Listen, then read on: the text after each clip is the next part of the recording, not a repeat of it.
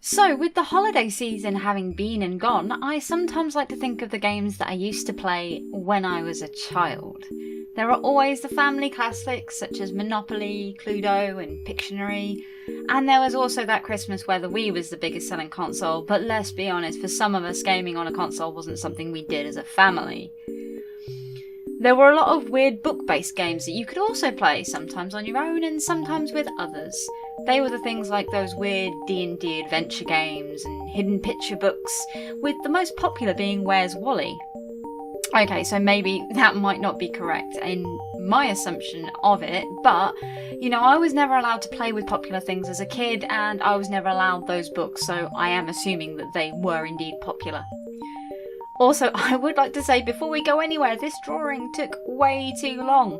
Even with copying and pasting, I'm pretty sure I messed something up, so, you know, I tried.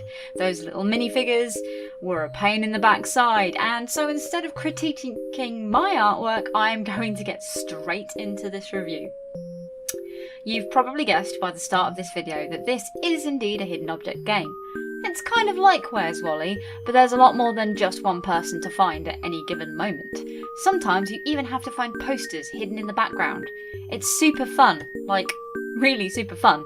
I spent more time on this game than I probably should have, and instead of writing this review, don't tell the guys. And I'm kind of not sorry about that. This was such a good game. In fact, I recommend that you go and play it right now. It's so good I wasted 4 hours of my life in one sitting on this game. You know, even though if you've enjoyed yourself, it's not really wasted, but still, right, anyway, that's it. That's the end of the review. Go get the game, go and play it. It's amazing. Okay, fine, let's do it properly. Ugh. So you are playing as an alien. Yeah, I know, weird, right? You are an alien watching a TV show. A new show. Well, a show of some description. There is a Bear Grylls kind of alien that wants to take his camera crew on a trip to Earth. Well, you will have to find different objects on each level to help him finish the episode, which builds a longer story. So, I'm not going to tell you too much, but I will say that the little skits at the beginning and the end of every level were really fun to watch. And some of the characters are just hilarious. There's a little worm guy that turns into a T-Rex and who then gets dressed up in a ball gown and other outfits, which was really fun. And there's this little splodge in a flower pot who is in essence Eeyore, and I absolutely love him. But anyway, the storyline and premise really sets up why you are in different places at each time, and each place has its own list of items to find. Now, as simple as this all sounds, it's actually really, really fun. I cannot stress this.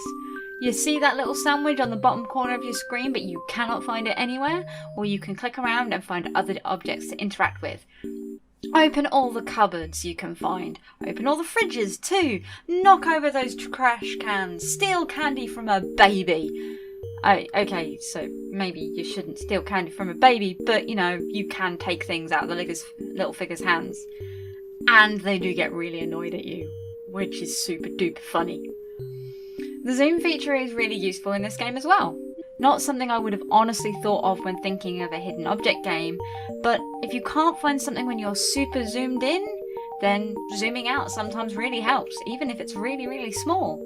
Can't find that item when you're zoomed out, you just get freakishly close to someone and see what they're up to, and take that candy from that child. Do I have a problem? It's all really fun, in honesty. It's not at all like I enjoy throwing small aliens out off their own ship or making them crash their cars. Not at all. Unlike a book as well, these levels can be reset at any time, and each time it allows you to find a new set of items. So there's a real amount of replayability if you get bored, or if you just want to play a couple of levels or two to pass the time while you're waiting for your friends to come round and finish off that crate of beer or that tabletop RPG that never seems to happen. Damn you, D&D! I am not gonna lie, I did, as I've said previously, get very addicted to this game and just kept playing on and on and on. And before I knew it, I had finished the game and I had to figure out what to draw, which was both really easy to pick and then really hard to actually do. I think, in fact, that was the most difficult part of this review. And I will never do a hidden object drawing ever again. unless you pay me. Because, as we all know, money speaks. Not in a good language, but it speaks. Now, I know this is really short, but I have to admit this was the most fun game that I played of 2021 that I was given to review, and it's partially because it is just so simple. It's even good for the whole family, and it can be played together if you really want. It's one of those games you think, I'm really not going to spend so much time on this, kind of like Candy Crush. And then 5 hours later you're sitting there staring off into space wondering what the hell just happened and who stole your drink. Or maybe that's just me. Still, I really do recommend you get a copy and play this game. It's gonna be really fun.